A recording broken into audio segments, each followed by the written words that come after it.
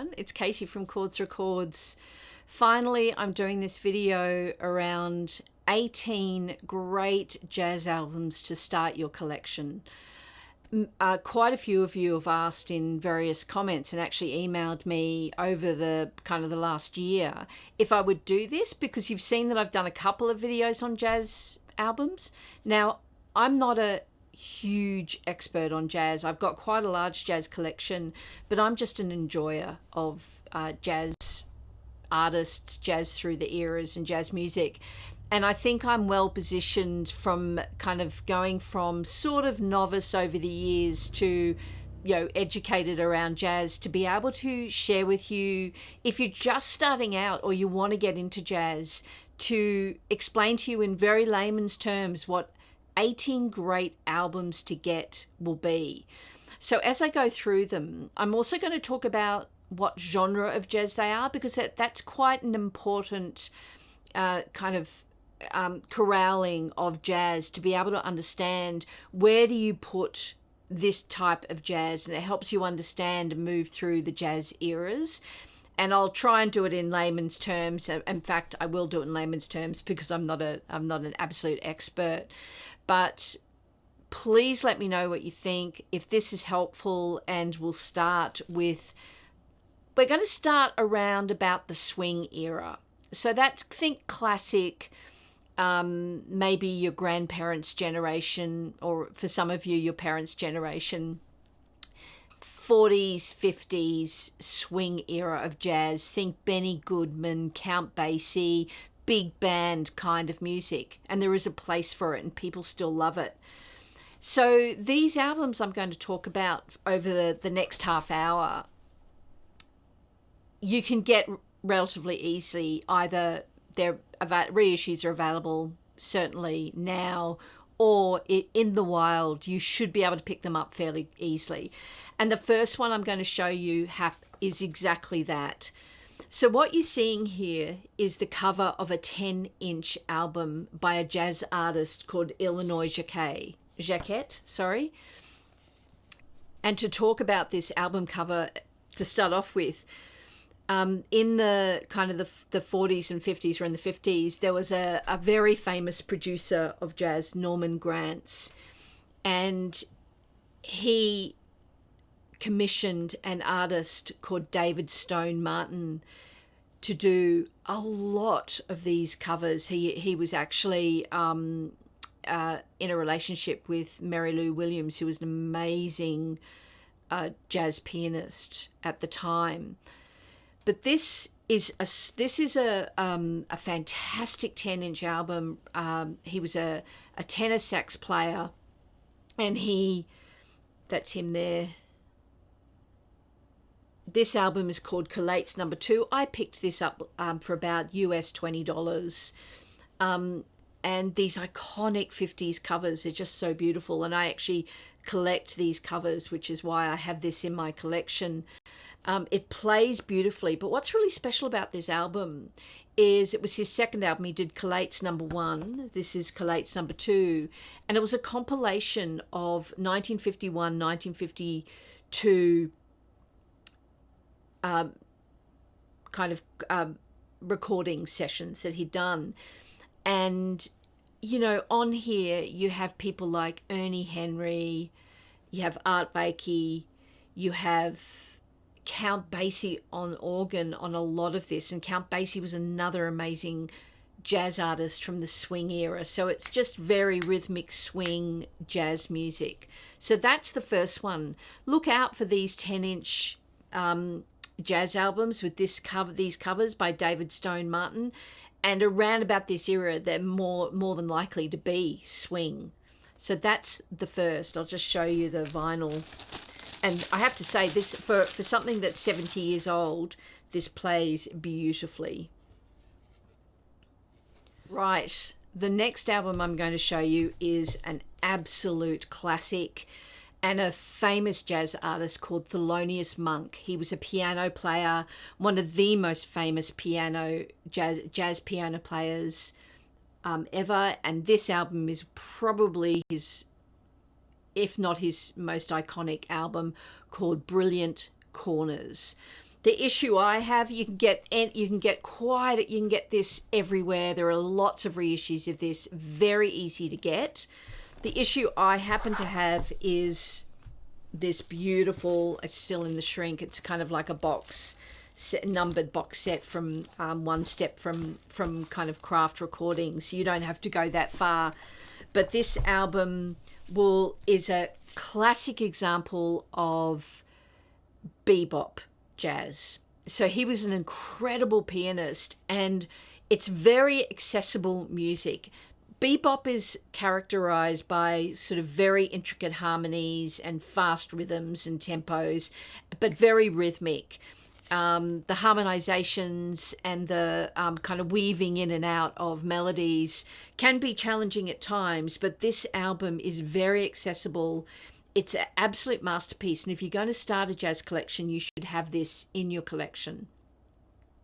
So that is Brilliant Corners by Thelonious Monk. This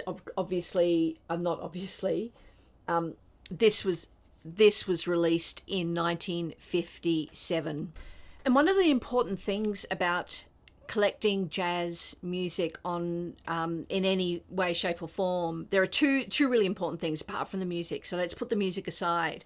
Is if you get vinyl, it's a really great way because there's always incredible liner notes. It's jazz releases are synonymous with liner notes and the stories. They always invite like a music critic or a fellow artist or a producer to write these amazing narratives on every jazz album. And so you start building up this incredible history of jazz, and this is no exception. The second thing that's really important about collecting jazz albums is you should always be looking at who else was in the band. That's really important to jazz fans. And when you're talking about jazz music, it's not just about Thelonious Monk on piano. It is about who else was in the band. And they all moved through each other's bands and they hopped into each other's sessions. And it builds up this really glorious kind of melting pot of what jazz music is about. And particularly in these kind of 30s, 40s, 50s, 60s era when they were jumping around to studios. So on this one, we have Thelonious Monk on piano, Ernie Henry, who I mentioned earlier, on alto sax. Ernie Henry unfortunately died very young, age 27, but he made his mark on several albums before he did that. Sonny Rollins, tenor sax, Oscar Pettiford, bass, Mark Roach, drums, and this was recorded in 1956. So you'll start to recognize a lot of the names.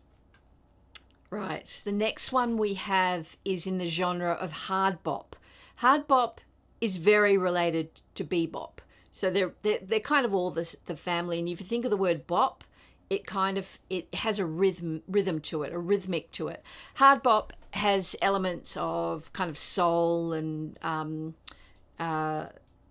it's very soulful, blues, very rhythmic, very kind of hard bop. It kind of is what it says on the tin. And the album I'm going to show, which you should add to your jazz collection right now, is Something Else by Cannonball Adderley. So Julian Cannonball Adderley, his nickname Cannonball, that's how he's known, was an incredible sort of alto sax player.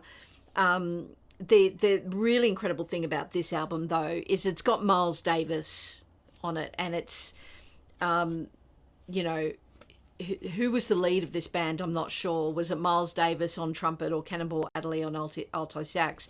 The other players on this album, Hank Jones on piano, Sam Jones on bass, and Art Blakey again on drums. Again, another name you heard in my first one from Illinois Jacquet. So this album is an absolute jazz classic. Something Else by Cannonball Adderley. What I want to mention here is this. Blue Note, for the last few years, have been putting out a lot of compilation series. They put out the 70th, the 80th, and this is the Blue Note Classic Vinyl series. it's a kind of a cheap way to get into jazz. I'm not sure how much they were in the States, but I think they were about $30, $29, and readily available. You can still get these, and I highly recommend. This is a really brilliant way to start your jazz collection, because they're absolutely brilliant versions of the vinyl. Most of them are mastered by Kevin Gray, so mastering is really important, and Kevin Gray is a modern day aficionado of it. 180 gram vinyl, so a thicker vinyl. Really good way to get into jazz. So this was Something Else, Cannonball Adderley on Blue Note, which was a famous jazz label. Right, the next album, an absolute iconic album and artist, Art Blakey and the Jazz Messengers. So Art Blakey, as you've heard a few times, was the band leader of the Jazz Messengers up until his death. He led them for 50 or more years. This was an iconic self-titled album. It's probably better known as Moanin', which is the title track of the album. The moment you hear it, you'll probably recognize it. And obviously, I've mentioned before that Art Blakey was a drummer. On this album is also Lee Morgan trumpet, Benny Golson tenor, sax, Bobby Timmons piano, and Jimmy Merritt bass. And the Jazz Messengers were not just a band, they were a collective. And throughout the years, it became known as a really a fantastic foundation ground and launching pad for many, many young jazz musicians. He was an incredible supporter of young jazz musicians. But this album particularly, Moanin', is an absolute must-have. It's in the genre of hard bop as well, similar to the Something Else. And my beautiful, beautiful version here is that this was released the original was released in 1958, I think. And this is my 1962 reissue, which is still incredibly wonderful to have a reissue from that long ago. I'll show you the label for those that do understand jazz albums and issues. This plays with barely a sound. A lot of the jazz albums from this era got played to death, and they're very hard to find, quite clean, but there's just very light crackles on this. You can get this in the Blue Note. You can get it in a bunch of reissue series, and you can get it it's readily available. So either look for Art Blakey and the Jazz Messengers or Moanin'. Moanin' is the best way to find it. So awesome album, must have in your emerging jazz collection. Right, now we're going to feature a absolutely iconic, is it the most iconic jazz album you could possibly start your collection with? And I'm talking about Miles Davis, Kind of Blue. Is it the most famous jazz album, I wonder? This is the reason I'm showing this whole kind of box is because the UHQR by Analog Productions put out this, and still do, a series of amazing reissues. They no longer are in this thick kind of encyclopedic box, which take up way too much room. But it's just a bit of fun to show you all the different versions of albums that can come out. But just to show you what the actual album looks like. So it's all in this slipcase here. That's it there. Iconic cover. If you see this anywhere, pick it up. And if you're starting your jazz collection, try and get like a reissue from a known label. There are a lot of kind of fake European labels out there. So, I can hear that crack. That's beautiful. So try and get it for kind of a Columbia reissue or Blue Note or whatever it is. That's reasonably priced, and you have to have this album in your collection. Miles Davis is actually a bit of an acquired taste for many, but it's such an iconic album that you need to, there are certain jazz artists you need to have in your collection, and Kind of Blue is one of them. This is very accessible, this album. He gets, as he moved through his career, he became a little more inaccessible, but this is very accessible, and it's that classic, beautiful trumpet jazz that you'd be familiar with just hearing it around. So this is what they call in a genre of modal jazz. And just to describe modal jazz in kind of layman's terms, I guess, is kind of previous jazz was very much based on, and blues and swing and even bebop to a certain extent was based on chord progressions. What modal jazz is, it's not based on chords, it's based on scales or kind of nodes of music. And so then the musicians have room to play around within the scale. There's a lot more freedom and improvisation. Don't worry if that doesn't make sense. It didn't make sense to me for a long time until the penny finally dropped. But all you need to know is this is very accessible. It's beautiful music, and Miles Davis is a legend for a reason. Again, beautiful liner notes on the back. I'll open up this so you can have a look at the kind of gorgeous. The other thing about jazz recordings is that quite often there was a photographer in the session, so there's this beautiful archive of these jazz sessions in a lot of instances. So that's Kind of Blue, originally released on Columbia. Modal jazz, Miles Davis, Kind of Blue. I'm not going to go on to the next one because I promised you I'd tell you who the jazz musicians were on each album. And on Kind of Blue, Cannonball Adderley, who we've already heard about, Paul Chambers, look at that, Paul Chambers on bass, James Cobb on drums, Bill Evans on piano. Bill Evans is someone you hear about in a minute when I show one of his albums. He's a famous piano player in jazz. Wyn Kelly on piano, and John Coltrane, who you'll also hear about, on tenor saxophone. So this is like a classic jazz lineup, which is very famous to jazz fans. Right, as I kind of alluded to, the next album you should have in your starting jazz collection is anything by Bill Evans, but Bill Evans Trio, Sunday at the Village Vanguard, is an absolute classic, and you could not go wrong getting this album. And this is very readily available. And this version, I'll just give you a quick kind of rundown. It's by Kraft, which is a famous modern day label which releases a lot of jazz at affordable prices. And they are reissuing a famous jazz series from, I think, the 80s called OJC, and it's called Original Jazz Classics. If you can find the original jazz classics, they all came with this kind of obi strip anyway, grab them because they were all beautifully pressed. And what Kraft is doing in the last year or so is reissuing that reissue series. It's quite meta, but this is the best version of this album I have. I just absolutely love this album.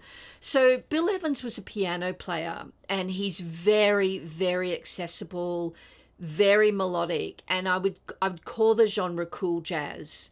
It's that kind of very cool jazz you'd have at a dinner party just playing in the background. It's not going to be offensive. It's not going to be kind of hard to speak over. It's just beautiful background music, but worth sitting down and leaning forward and into it and listening to the mastery of this guy. I love anything by Bill Evans. I've got a large Bill Evans collection. He is just an incredible piano player, and as you saw, he performed on a lot of other jazz sessions. So the artists on this album include Bill Evans piano, Scott LaFaro on bass, Paul Motian on drums, and so it was just a little trio. That was his trio, and it was originally released on Riverside, which was a a famous jazz label of the era. As always, the beautiful liner notes. And I'll just show you the reproduction of the Riverside label there. They do such a beautiful job, Craft recording. So anything by Craft is worth picking up. But at the moment, we're just talking about 18. Any of these 18 would be worth starting your jazz collection for. Right. So actually, did I say that the Bill Evans album was from 1961? So we're kind of moving through the early 50s into the 60s. This next one was 1956, so we're still hanging around that era, and it's the iconic Chet Baker, who if you're interested in starting a jazz collection, you probably have already heard of Chet Baker, and he's probably one of the icons, kind of famous, the faces of cool jazz. And he was a beautiful trumpet player, a beautiful love song, melodic, tuneful, stunning, and kind of had that James Dean quality about him. He was very cool and laid back, and you can see him in his white t-shirt there. And he famously sang as well. And this album, Chet Baker Sings, is a absolute stunning example of him releasing an album of him in vocal jazz. And so the genre is vocal jazz, and vocal jazz is heavily dominated as well by women, because there weren't that many female jazz musicians who got a go. They weren't, it was very hard for them to be seen and to be supported and recognized. They certainly were capable, and there were a few, and I'm going to do a separate video at another occasion on female jazz musicians, but for this occasion I'm just doing great jazz albums for your collection. Unfortunately, not many made the cut. But getting back to vocal jazz, this album, Chet Baker Sings.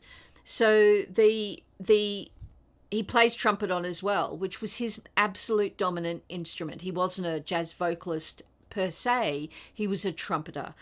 So he does play trumpet on this album as well. Russ Freeman on piano and Celeste, Jimmy Bond on bass, Carson Smith on bass, John Mondragon on bass, Peter Littman on drums, Lawrence Marable on drums, Bob Neal on drums, and Shelley Main on drums. And it features this copy that I have features the original liner notes as well as new liner notes. And I have a couple of copies of this, and Craft have put out some amazing Chet Baker.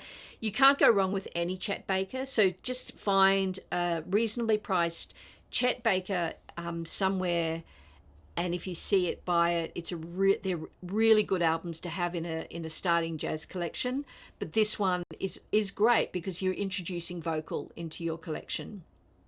Right, onto an absolute another jazz classic, and that is Lee Morgan's The Sidewinder. And you can see here it's another one from the Blue Note classic vinyl series. So Lee Morgan, this album for a start is kind of hard bop. It's sort of, I've talked about hard bop. It's very rhythmic, very melodic. You will find yourself toe tapping and jiving. This would be really great for a party where there's a lot of people. You turn this up loud. Everyone's, got a cocktail in their hand. The Sidewinder album is probably the most iconic for him, and it's a must-have, I think, in any jazz collection. It's so famous, and it's not in the ilk of Miles Davis kind of blue famous. So if you're not a jazz fan, if you don't know jazz, you might not know this album, but the moment you start investigating, this one will crop up very, very quickly, and you really should have it in your collection. So the musicians on it are Lee Morgan trumpet, Joe Henderson, we've heard about him, tenor sax, Barry Harris piano, Bob Cranshaw bass, and Billy Higgins drums. Again, gorgeous liner notes. This is probably one of my most favorite jazz albums. Tell me what you think. Well, I'd love to know, actually, if there's any people who do love jazz watching this video, what your favorite, have I got this right? Do you think this is a really good collection? You know, I know there's a million albums that I have missed out. I looked through them all. I had to cull. I stuck to 18 of my favorite great jazz albums. These aren't the best. These are just great ones to have in your collection. And actually, while I'm talking, if you like this video, could you give me a thumbs up? Please, helps my channel. Subscribe if you like it. So the Sidewinder Lee Morgan Blue Note reissue, very easy again to pick up. So the Sidewinder was 1964, and so we're slowly moving kind of through the decades, and thus new genres are emerging. And that's exactly what started happening in the 60s and the 70s, a genre called avant-garde jazz or free jazz. And this album by a very famous jazz artist called Eric Dolphy released this absolutely iconic album, Out to Lunch. I just love that cover. Just the hues of the blue and just the very everyday nature of it. I just absolutely love it. So Eric Dolphy was a alto sax player, as a lot of these jazz leads are. And this album is known for its very freestyling, inventive, imaginative improvisation, I guess. It's free jazz. This kind of jazz is an acquired taste if you're not used to listening to it. But I promise you, give it time, because the more you listen to it, and particularly if you start taking yourself out to live jazz clubs and hearing this kind of music live, it's exhilarating and it really does start to make sense. And so when you start listening to it live and then come back to some of your albums and some of the early practitioners of it, it's brilliant. And it's toe tapping jazz. It's definitely toe tapping, but it's not for the faint of heart. It does kind of veer off in all sorts of directions. This particular album is a very famous early version of it. It was 1964. So it was very early on. It was a landmark kind of album of its time, because you can imagine you've come out of swing of the 40s and then beautiful bebop and hard bop of the 50s and cool jazz and West Coast jazz, and then people really started experimenting, and that's where Miles Davis ended up going. And so this particular album is a landmark in that. The musicians on it, Freddie Hubbard on trumpet, very famous trumpet player, Eric Dolphy on alto sax, flute and bass clarinet, full woodwind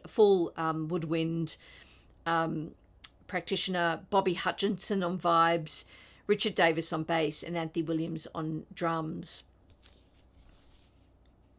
And from the Blue Note Classic series. The reason I've got so many of these is because to get these albums in original condition, one, expensive, but two, they sound terrible because they've been, they're old and scratched and played to death. And being able to get these reissues, and a lot of them are from the master tapes, and you're getting the absolute purest sound of how these albums, sometimes even better, were recorded. And now we move to a different region. So all this jazz I've been talking about is very much centered around American jazz. And of course, there was jazz happening everywhere. There were a lot of jazz musicians. Although it originated in America, it moved to Europe very quickly in the 50s and 60s, where there was a lot of disillusionment in America, which is a different video. But there are a lot of jazz musicians that moved to Europe.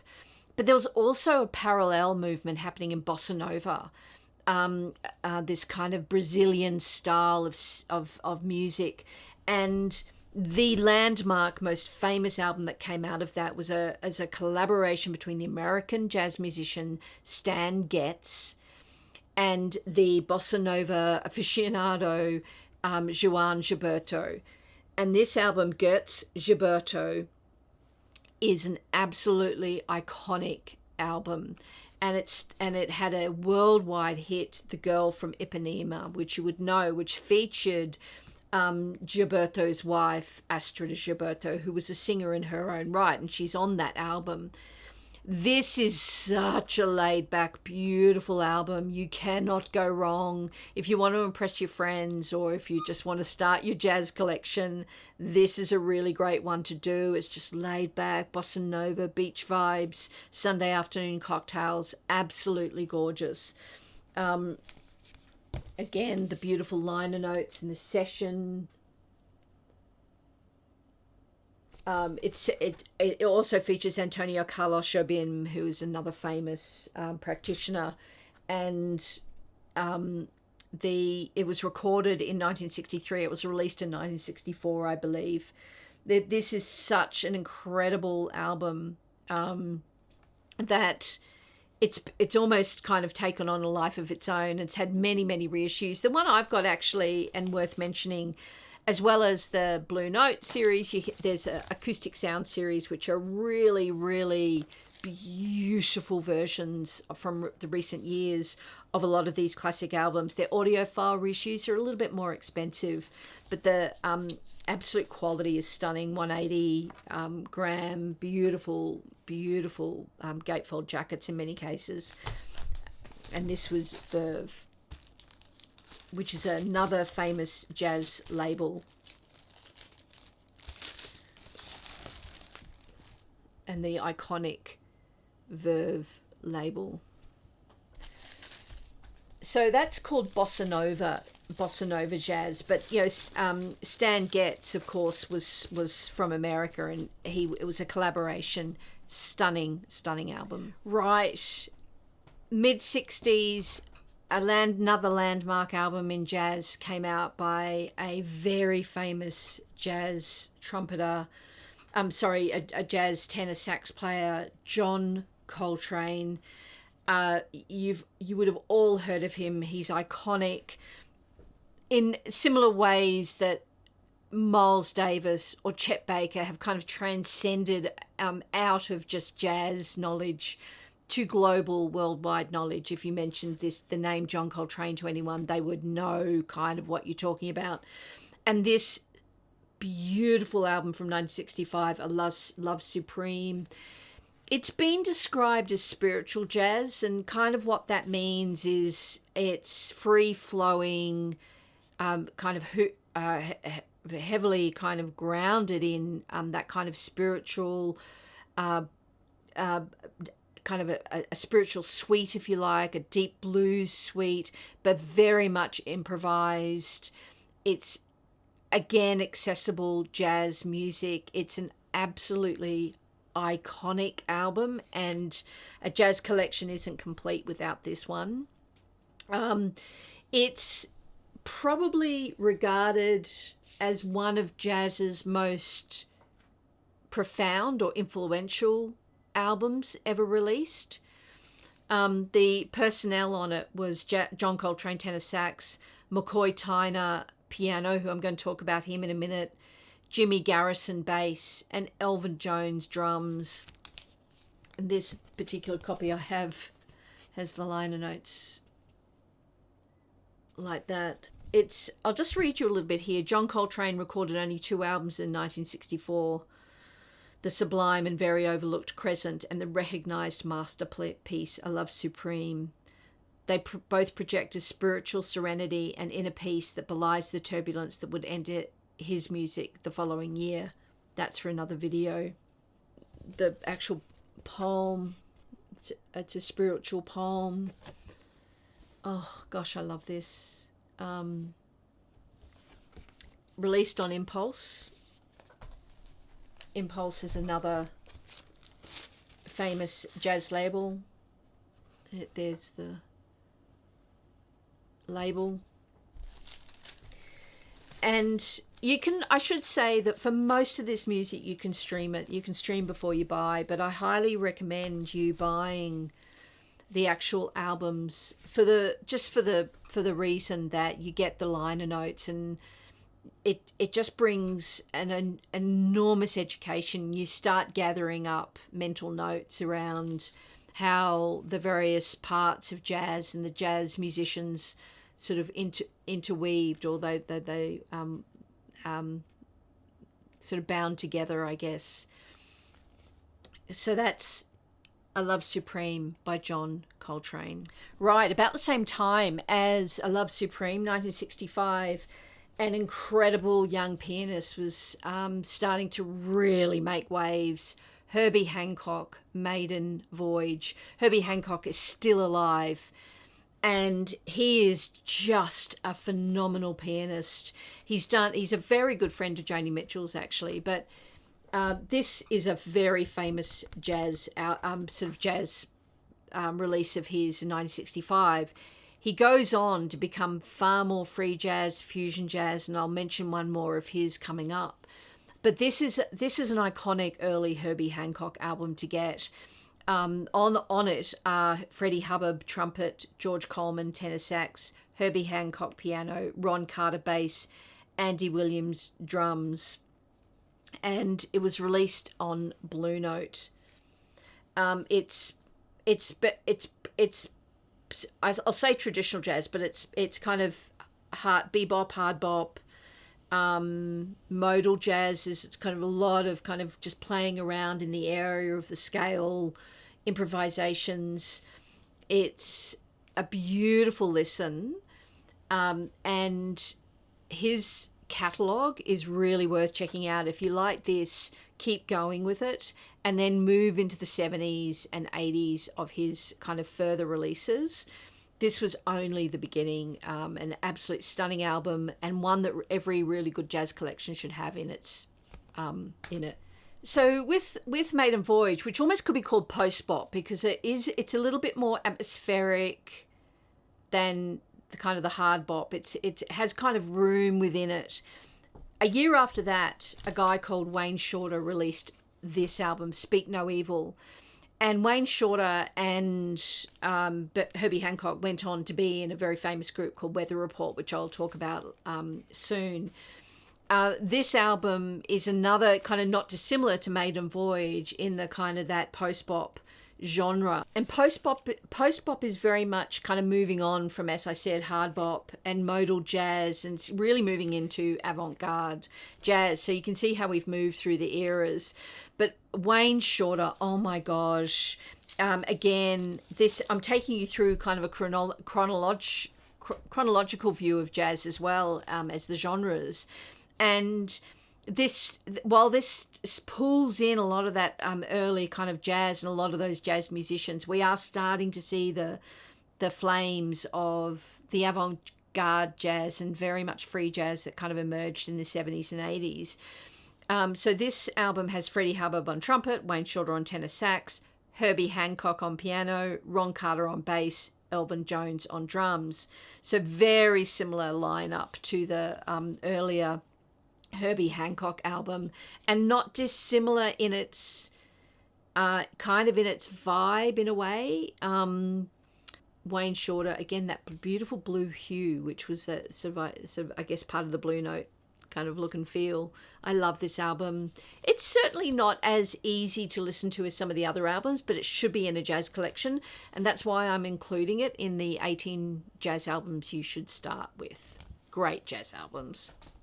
Okay, this one is kind of a little bit similar to the previous two, but we're moving closer to now. This is 1967, and again, it's post-bop, it's modal jazz, it's spiritual jazz. It's piano forward, and my favorite instrument in jazz is piano, so I like the Bill Evans of the world. And McCoy Tyner released this album, The Real McCoy, and he's an amazing jazz pianist. Again, on Blue Note, you can get this readily available. The artists on this are Joe Henderson tenor sax, McCoy Tyner piano, Ron Carter bass, and Elvin Jones drums. So you can see the musicians that are hanging around at the moment and all kind of playing on each other's albums. And this one is one of my favorite albums in the collection. I know I've said that about a few, but this is absolutely beautiful. It has kind of got that spiritual, slight energy to it. It was a historic album, and one that I would highly recommend. If I was to do a top, say, 5 to 10 jazz albums, I'd include this. That's how much I think about this album. It was on Blue Note. as I've said. Right, I think I'm up to, I don't know, 16 or 17. This album I'm showing you is probably an example of this band. It's probably not their best album, but anything by Weather Report. So where we've moved into is we've moved out of the 60s and we've moved into the 70s, and we're really getting into that fusion, electronic, funky, exciting jazz. I absolutely love Weather Report. I love this album cover as well, by the way. This is their album called Mr. Gone, but they've got many. The people on this were like Joe Zawinul, Wayne Shorter, Herbie Hancock, Jaco Pastorius. This was an incredible band and an amazing band to see live. This album was actually produced by Joe Zawinul and co-produced by Jaco Pastorius. So this Weather Report were very famous for their kind of fusion, electronic jazz, free jazz, funky, amazing music. And it's completely different from listening to something like Chet Baker Sings, or which is, you know, traditional jazz in your brain. This is now, we're really getting into 70s funk, and even like a Stevie Wonder would kind of emerge out of this, I would imagine. So if you kind of think about that kind of electronic big band, kind of lots of electronic musicians, electronic keyboards, beautiful fretless bass by Jaco Pastorius, funky jazz music. Anything by Weather Report is worth picking up, but particularly try and find the ones with Jaco Pastorius on it. And so I thought I would feature as one of my 18 a actual Jaco Pastorius solo album. He's so important in my mind of that kind of 70s new jazz, the kind of jazz fusion, and his bass playing was absolutely iconic, and he featured on several Joni Mitchell album a couple of times, I think. It's a fretless bass, it's got its own sound, it's just absolutely beautiful. This album, Invitation, was released in, when was this released? In 1983. And as I said, Weather Report with Jaco Pastorius, any Joni Mitchell with Jaco Pastorius. But his solo albums are so interesting. And this was actually produced by him.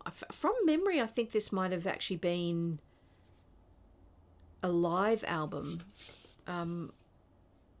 Yes, it was a live album. That's him there. But the reason I'm just bringing this one up is because it's not so much a great album to have in your collection per se, but it's the jazz artist, and anything by Weather Report and anything by Jaco Pastorius would be a really good introduction into that 70s, 80s where jazz completely changed direction, and this jazz fusion genre kind of emerged. And finally, my 18th album, I'm going back a bit, 1965, to Nina Simone, for a couple of reasons. I wanted to end on a female jazz musician because I am a woman, and I think a lot of the jazz, at least the people on YouTube speaking about jazz and all the jazz YouTube channels, they're all men, and there's very few female talking about jazz. And so I worry that there's this kind of a perception or not a blind spot, but maybe about not talking about female jazz musicians. And I'm going to do a whole other video on that. I mean, credit where credit's due. The great jazz albums that you should have in your collection are mostly by men because the women didn't get a chance. But I wanted to end on a female jazz musician. I want history to recognize that there were amazing female jazz musicians, people like Mary Lou Williams, people like Billie Holiday, people like Nina Simone, currently Diana Krall. There are a lot of female jazz musicians now, but back in the day, it was hard for them to get to get a gig and to make a living. Nina Simone had quite a hard life, but we all know who she is. And I think for any jazz collection, you should have a Nina Simone, you should have a Billie Holiday, you should have an Ella Fitzgerald. This particular album, I Put a Spell on You, has the classic song Feeling Good on it, which we all know. And not only was she an amazing songwriter and singer, but she was, first and foremost, an incredible pianist. An amazing kind of jazz chops, and her actual great love was classical, but she couldn't make a living at that. So I just wanted to mention that as my 18th album. And just for a couple of kind of, I guess, not, just honorable mentions or other albums beyond the 18, I wanted to mention, of course, Dave Brubeck, another great pianist, Time Out, fantastic album, very easy to get, so many different versions. I've got the 2i Columbia here. An iconic album by Herbie Hancock, Headhunters. Look at that, good. You can tell jazz fusion at its great. And as I said before, this fantastic Pablo live recording of Mary Lou Williams, another great female jazz pianist who kind of went through every genre from the 40s all through to her passing, I think, in the 80s or 90s. And Cecil Taylor. This is a hard album to listen to because it's just two pianos dueling, but it's absolutely brilliant. All right, I hope you've enjoyed that. I've absolutely loved putting that together for you. And, please comment about your jazz collection, getting started, or if you're an incredible jazz aficionado, did I get anything wrong? It's really helpful in the comments for people to know. And if you like this video, like and subscribe, and I'll see you in the next one. Bye.